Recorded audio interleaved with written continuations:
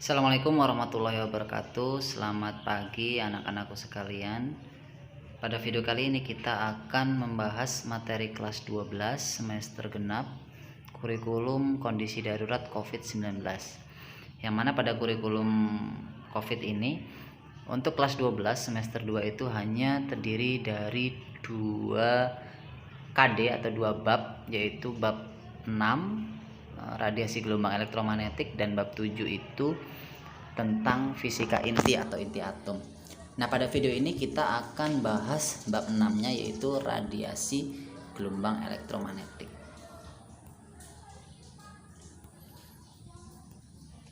Materi ini merupakan kompetensi dasar dari 3.6, yaitu menganalisis ya. Menganalisis bisa kalian baca, yang dengan pasangan KD yaitu 4.6 mempresentasikan. Subbab pertama atau A yaitu spektrum gelombang elektromagnetik. Pada subbab ini kita akan banyak membahas tentang apa saja karakteristik atau sifat-sifat dari gelombang elektromagnetik, dan yang kedua jenis-jenis dari gelombang elektromagnetik. Sifat-sifat gelombang elektromagnetik. Yang pertama yaitu perubahan medan listrik dan medan magnet terjadi pada saat yang bersamaan. Jadi seperti pada gambar pada slide awal tadi, ternyata gelombang elektromagnetik itu terbentuk oleh medan magnet dan medan listrik yang saling tegak lurus gitu ya. Kemudian yang kedua sifatnya adalah gelombang elektromagnetik dapat merambat dalam ruang hampa. Yang mana di kelas 11 kita sudah membahas jenis-jenis gelombang, yaitu ada gelombang elektromagnetik dan ada gelombang mekanik. Yang mana kalau gelombang mekanik itu dia memerlukan medium untuk merambat, sedangkan untuk gelombang elektromagnetik itu dia tidak membutuhkan medium untuk merambat. So ketika ruang hampa pun gelombang elektromagnetik dapat merambat. Kemudian yang selanjutnya adalah besar medan listrik berbanding lurus dengan besar medan magnet dengan hubungan E sama dengan C kali B, yang mana E merupakan medan listrik, B adalah medan magnet, dan C adalah kecepatan cahaya.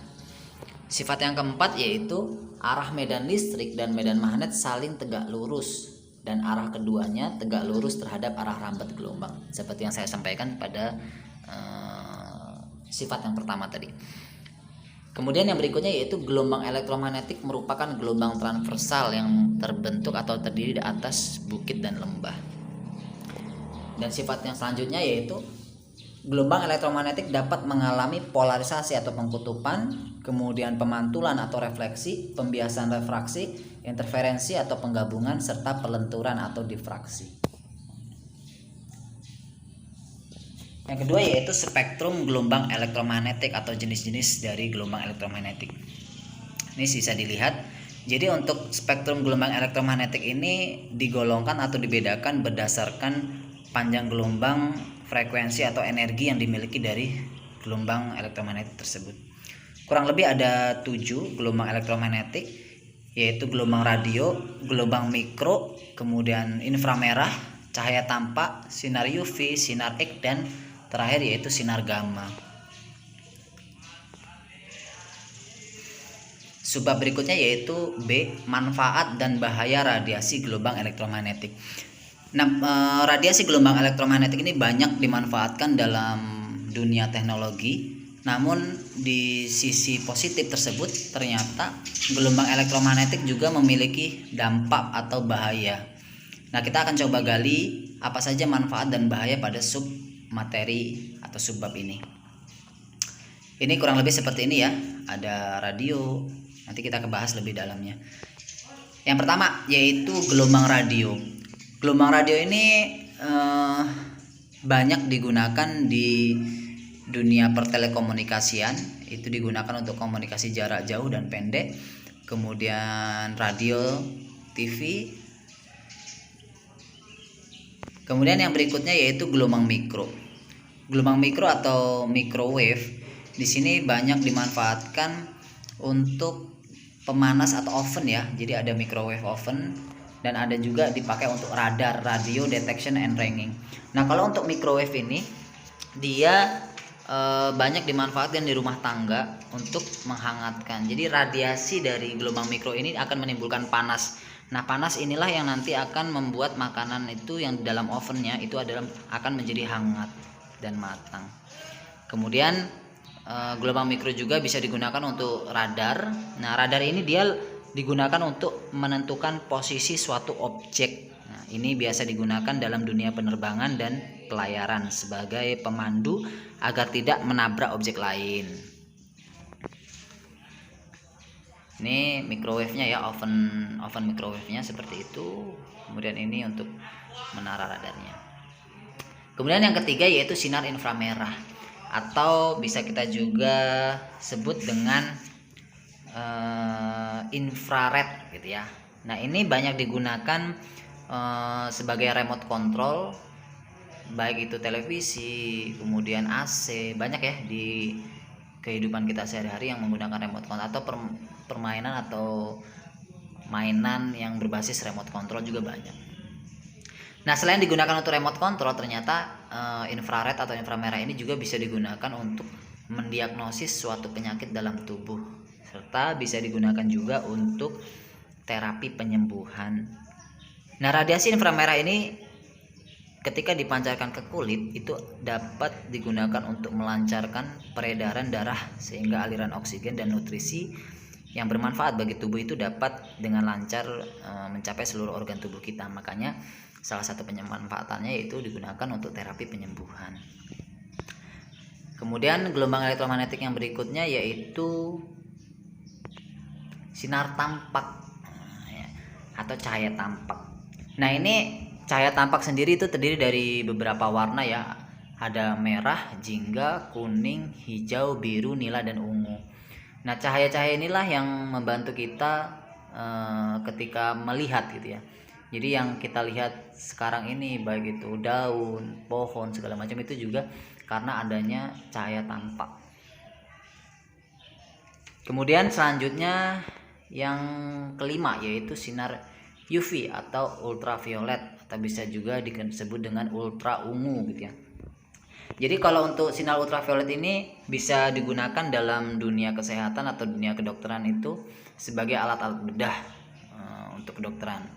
Sedangkan untuk di sektor keamanan itu bisa digunakan untuk sidik jari, ini untuk mendeteksi sidik jari, kemudian bercak darah yang kering, kemudian bisa digunakan untuk mengecek keaslian uang, serta ketika di bidang industri itu bisa digunakan untuk pengawet bahan-bahan makanan dan memeriksa keberadaan bakteri produk makanan. Namun seperti ini, untuk sinar UV itu ketika dia kondisinya berlebih atau terlalu besar, maka radiasi ultraviolet ini dapat mengakibatkan kanker kulit serta gangguan penglihatan gitu ya. Yang keenam yaitu sinar X atau ronsen gitu ya. Nah, sinar X ini sudah sering kita dengar atau kita mendengarnya dengan istilah ronsen. Ketika kita mendengar kata ronsen, maka kita teringat gambar bagian-bagian tubuh dalam seperti tulang gitu ya. Memang betul, sinar X ini dimanfaatkan untuk memotret susunan tulang dalam tubuh. Kemudian bisa juga digunakan untuk pemindai barang-barang di bandara. Ketika kita masuk itu kan barang-barang kita diperiksa itu menggunakan sinar X. Namun seperti sinar UV, penggunaan yang berlebihan itu dapat menyebabkan pemusnahan sel-sel dalam tubuh.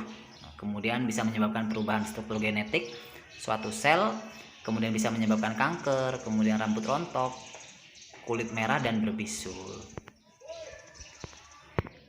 Yang berikutnya yaitu sinar gamma. Nah, sinar gamma ini banyak digunakan dalam dunia kedokteran ya, itu untuk membunuh sel kanker, dan digunakan pula untuk sterilisasi alat-alat kedokteran. Sinar gamma ini juga dapat digunakan untuk rekayasa genetika, yaitu untuk penyinaran pada bibit unggul. Namun di sisi positif tersebut, ternyata sinar gamma juga memiliki dampak buruk atau bahaya, yang mana sinar gamma yang dipancarkan dari radiasi luar angkasa itu dapat merusak satelit kita dan atmosfer bumi. Namun berdasarkan prediksi para ilmuwan gitu ya, ilmuwan ternyata kita tidak perlu khawatir karena radiasi atau semburan sinar gamma ini jarang terjadi gitu, yaitu sekitar 10.000 sampai 1 juta tahun. Jadi jarang, tidak terlalu berbahaya lah, karena frekuensinya tidak sering. Selain itu, sinar gamma juga dapat menyebabkan kematian yang besar, yang mana sinar gamma yang dihasilkan dari penggunaan nuklir, bom nuklir. Oke, ini adalah rangkumannya, kurang lebih seperti ini, bisa kalian simak.